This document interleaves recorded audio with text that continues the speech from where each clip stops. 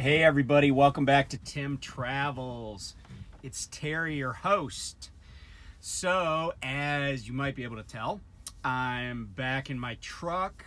It's it's late on the 4th of January, so it's Wednesday still. Yeah, I got my truck back a few hours ago. I've already driven to my O1. So if you recall, I was in Wichita, Kansas, the largest city in Kansas, and I am now here in Dodge City, Kansas, and I got a load that's going to Tennessee. It was the window closed at 2300. I got here at like 2245. Load's not ready. There's a number of bobtails parked here that got here before me. So I'm just on the list to get called. But it's okay. I'll probably just split my sleeper. I'm already, working on that. So it might work out okay. So a couple things. Happy birthday to my daughter. Shush. She knows. I mean, it's getting to the end of the day of her. She's probably asleep by now, but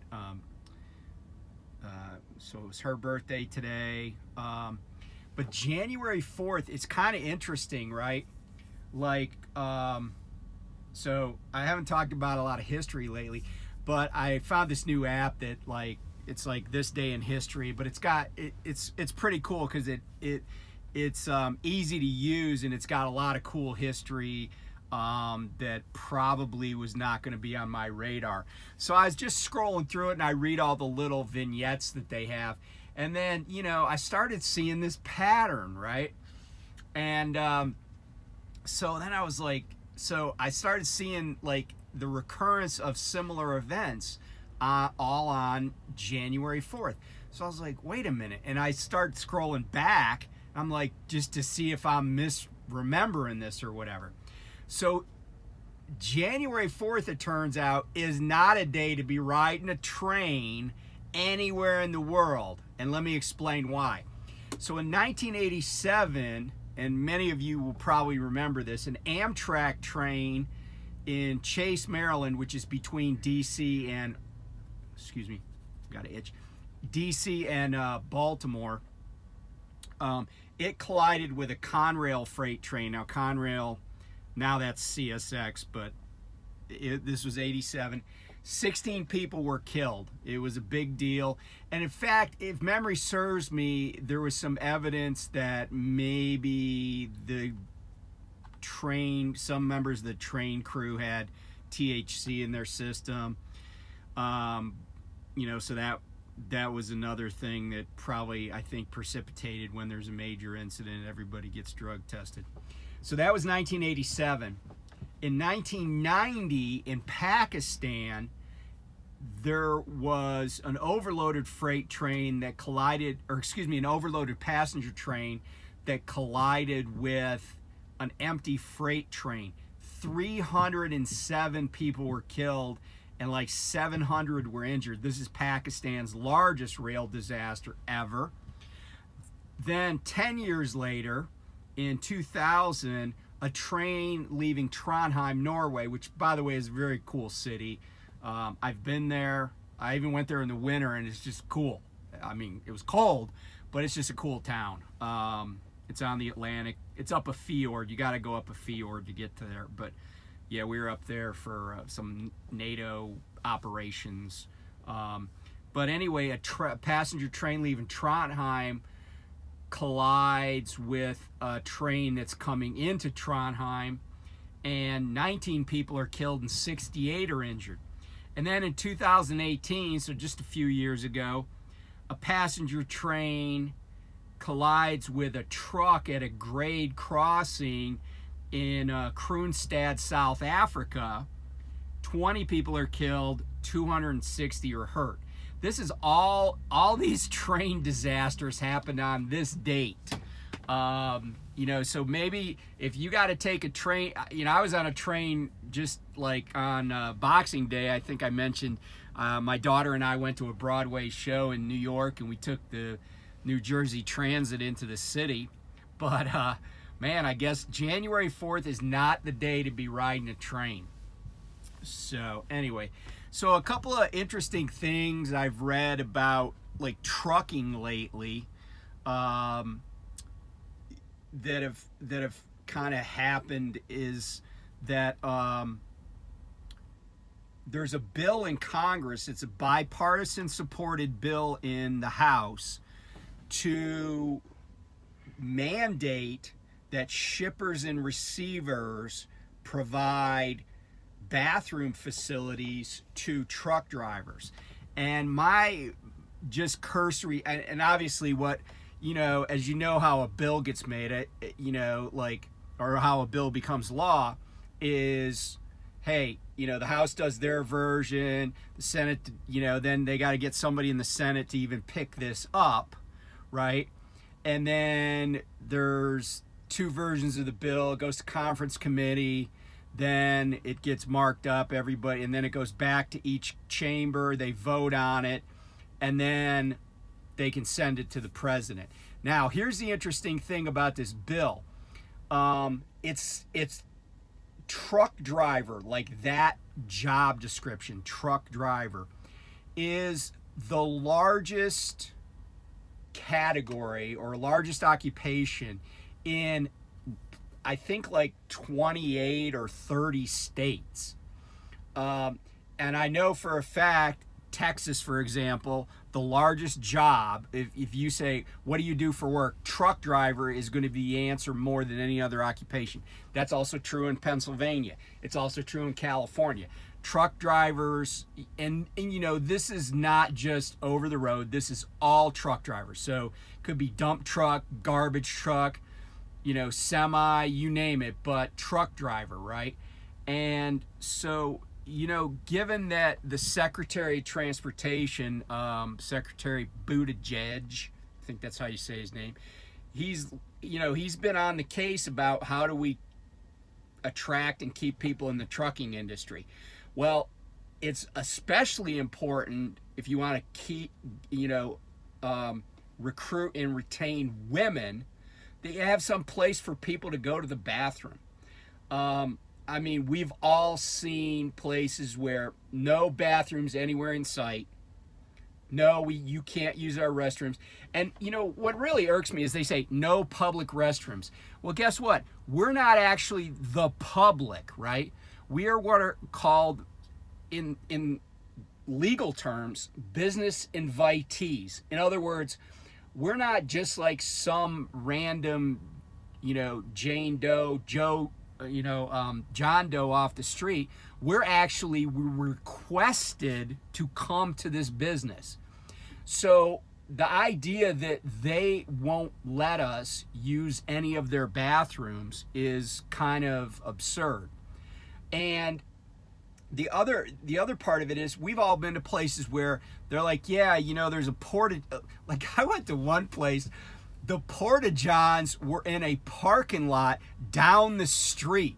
Like it wasn't even at the actual facility. Now I think maybe this parking lot was owned by this, and it was a meat processing company in, I think in Missouri. But it was like, yeah, it's like we were parked on the street waiting to get in, and then we had to like walk down the block to go to the bathroom. And, and even in the best case scenarios where they, clean them frequently, it's still this time of year, it's like, it's an outhouse, right? It's like in the summer, they're hot as hell, flies swarming all over. In the wintertime, it's like basically dropping trout out in the woods, it's cold as hell. And it's just a little ridiculous. And as I've said before, a lot of shippers and, well, let me preface this by saying there are a lot of shippers and receivers that are really nice about it. And I say nice, they're humane about it, right? And I'll even name some that are very, they do a great job, right? They provide a place for us to, go inside and be warm and, or, not hot in the summer. Walmart, you can always find an inside bathroom at Walmart distribution centers. Another outfit that does a good job, I think, is U.S. Cold Storage. They have nice facilities. I'm trying to think, like, a lot of places do I know Chobani. When I pick up at Chobani, they have inside restrooms, and it's a nice, it's a decent facility and stuff. Plus they give you free yogurt. But there's so many places where there's no bathrooms at all, or it's like they're doing the least they possibly can, right? And they've used COVID as an excuse, and they've used other things as an excuse, but I hope this legislation passes, because I think little things like that matter. And the other thing that I think it will do is say to people, hey, these drivers that come and get your stuff or bring you your stuff, they're a huge part of your business success, and you have to treat them at least as good as your employees. Now, I've been places where the employees are using them, so I don't even know why anybody would work there. If I went to a place and they're like, yeah, you can work here, but the only bathrooms are outside, I'd be like, nah. It's not a farm. I'm not working on a farm. So anyway, I hope that passes. I saw another interesting thing, and I think this is one of these cases of correlation not equaling causation.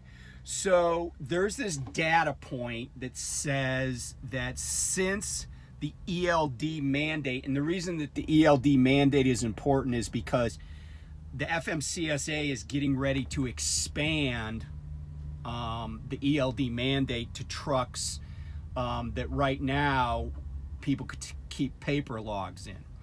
But since the ELD mandate was put into place, I think it technically was by the end of 2019.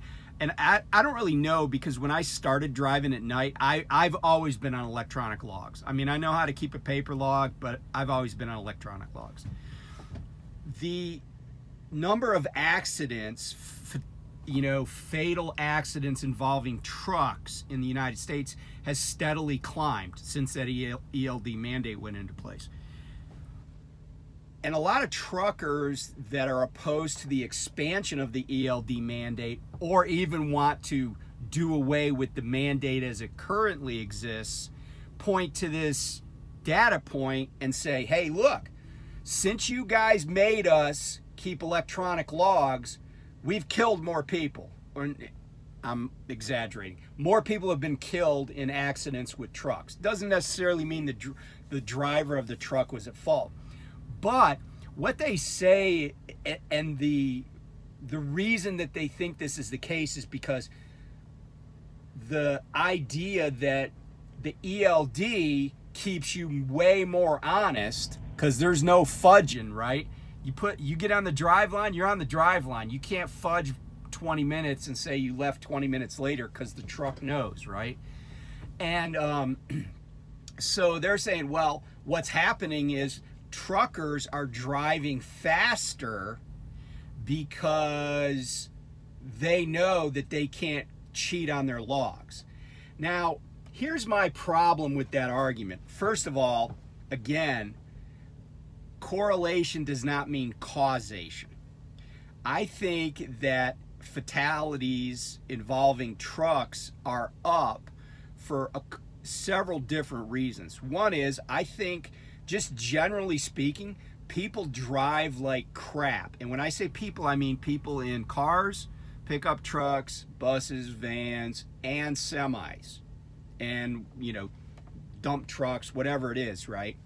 And that's the other thing. We don't know, this information is not broken out by type of driving. Like, it doesn't say if it's a pickup and delivery guy for an LTL company, or if it's an over-the-road trucker. It doesn't say who's, I haven't seen that breakdown. But here's the other thing, right? You can't change. I used to tell my midshipman this. My midshipman every once in a while would be like, well, Chief, if they let us do this, then we wouldn't violate this rule. And I'm like, you don't change a rule or a law by violating it and then saying, oh, well, we won't violate that anymore if you take the violation away. So here's the thing about the ELD mandate. First of all, I think the ELD mandate has leveled the field competitively for trucking companies. And what I mean by that is that when I work at a trucking company that has ELD and some other guy works at another trucking company that has ELD, we're both playing by the exact same set of rules. And to get around those rules is really, really hard. Like you gotta basically alter equipment to get around it. But if we were both keeping paper logs, and because I'm super honest, right? I kept a complete and totally accurate and law-abiding log, but another guy is driving for an extra 20 minutes a day, right? First of all, that guy makes more, all other things being equal, he makes more money than I've made. But also, his company has a competitive advantage, right? Because they're skirting the rules. So if somebody's driving the same speed but 20 minutes longer than they're supposed to every day, right? Over a week, that's over 2 hours of extra drive time. That's a competitive advantage. So that's the first thing that I think about the ELD mandate. But the other thing is, I just think there are more drivers, more truck drivers, as well as all drivers that are just totally disregarding traffic laws, especially speeding. And there's a lot of drivers that are distracted. There was an accident 2 days ago here in Kansas, right? It was a single truck accident, semi truck out of California, Fresno, I think. This dude, all he did was he just failed to stop at an intersection where the road T'd, and he was on the bottom part of the T. He just kept going, went across the road that intersected, and smashed into basically like a drainage ditch. But he did it so hard at such a high speed, that's really what I'm saying, that he killed himself, right? The truck didn't even look that bad, but he slammed into this embankment so frickin' hard that he killed himself. Because remember, trucks don't have airbags. I don't know if he was belted, and I don't know what he was doing because the road just stopped, right? I'm sure there was a stop sign or a blinking red light, or hell, you could see it on your GPS. You're like, oh, I'm going straight here. It looks like there's a T. I might want to slow down, right? I'm going to have to stop, probably. And even if I got the right of way, I'm going to have to slow to like 15 to make a 90-degree turn. Crazy, right? There was another accident on 287 in Texas the other day. Some dude, and by the way, if you've never driven 287, it's 2 lanes the whole way, right? From like Amarillo down to the outskirts of Fort Worth, 2 lanes each way. But there's crossroads. There's grade crossings, basically.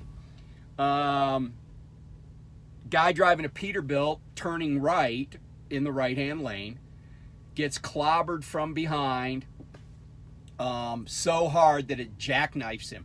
But the truck that hit him from behind was going so fast and obviously never slowed, even though there was a semi right in front of him that was turning right.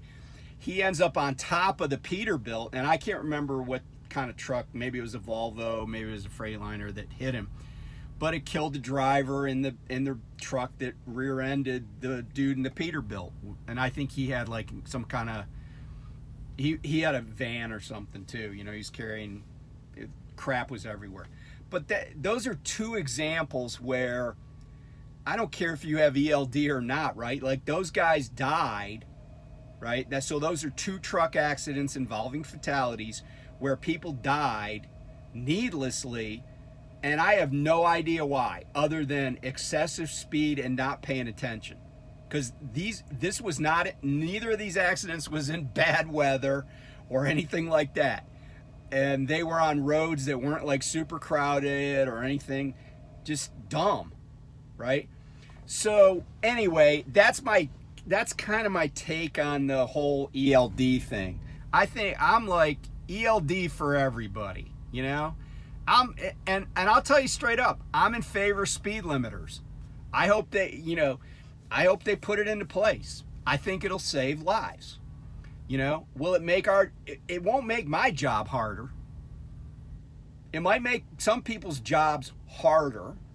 But when you say your job is harder because you have to like obey the law, you know, then go work somewhere else, right? Join the mafia. If the law makes your job harder. And by the way, we have a saying when I was in the Navy, safety rules and you know, ELD mandate, speed limiters, those are seen as safety rules by a lot of people. But you know, the safety regulations are written in blood, right? Like if truckers, you know, if we eliminated all of the accidents that we are responsible for, right? I'm guessing that they wouldn't be clamoring to put more regulation on this industry.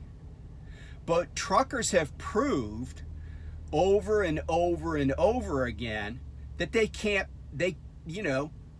handle success, right? This is why we can't have nice things. You know, every single day I read about truckers that are like effed up on meth and gets arrested. There's a trucker in Colorado right now. He's in jail. He's probably getting ready to get arraigned or whatever. He killed a locksmith by running him over. The locksmith came out on a road service call that helped this guy out. The guy refuses to pay him and then runs him over and kills him. So that trucker's in jail for murder. And, you know, it's like, you could say, well, he's just a bad apple. Well, yeah, but, you know, we as an industry, as a group of human beings who all have the same, like, job title, like I was talking about earlier, you know, we got problems. And, you know, nobody should be surprised that the government is like, look, you know, we need truckers, but we need to quit killing so many people. And don't get me wrong, the AAA, the American Automobile Association, they've already said that, you know, just fatalities are up in general on the roads. And it, you know, look, I see people, you see people every single day that do incredibly stupid things, both in the vicinity of semis and just in general. Like crazy excessive speed. I'm talking about like 30, 40 miles an hour over the speed limit. You know, being in the far left of 4 lanes and then like an eighth of a mile from their exit cutting across 3 lanes of traffic. You see all that crazy stuff, right? People tailgating, you know, just not paying any attention on their phones, whatever they're doing, right? So it really is a dangerous time to be on the roads. But when it comes to trucking, you know, we just got to police ourselves. And we're just going to have to deal with, you know, FMCSA and you know, the rules that get put in place. Some will be helpful, some won't. But I don't see any rule coming that makes me think my job's going to get harder. It doesn't bother me. In fact, I wish they double the number of like roadside inspections. You know why? Because every time I get one done, I make money, right? Knock on wood, I've not failed one. Maybe that's because, you know, I kind of obey the rules with regard to my logs. And I'm not saying I haven't done stuff wrong. I'm not a choir boy. But I try to make, I do a pretty good job of making sure my truck is roadworthy and is doing what it's supposed to. But I can't tell you how many times, I mean, every single night that I'm on the road, and that's many nights, there's at least one truck that I see that has no trailer lights. And while things happen, I've seen trucks. I saw an LTL carrier, I can't remember which one. The guy was at a Love's in Wyoming and pulled out with no rear trailer lights on. It's like, dude, you went in there and got coffee, did your 30-minute break. You couldn't even walk your fat ass around the back of your truck to see that the rear trailer of 2 didn't have any lights. I mean, come on. We're our own worst enemies. So anyway, welcome to the new year. I'm glad to be back on the road. If you didn't ride a train today, good for you. That was a smart move. Yeah, I'm just gonna try to dig out of the hole I'm in. Oh, and by the way, several commenters were like, gave me great information about that whole derating thing. And interestingly, one commenter mentioned that he had essentially the exact same problem I had after having supposedly been fixed at the Freightliner in Hagerstown, Maryland. And by the way, what ended up happening with my truck, just like his, at least for one part of it, was I had to get a new wiring harness for where the soot sensor circuitry is. But then after they tested it, I still was not creating enough pressure in the DEF system, so they ended up replacing my DEF pump. So anyway, that's my story. I'm sticking to it. Thanks for tuning in. Appreciate everybody that subscribes and watches and comments. And I will be back soon. Bye.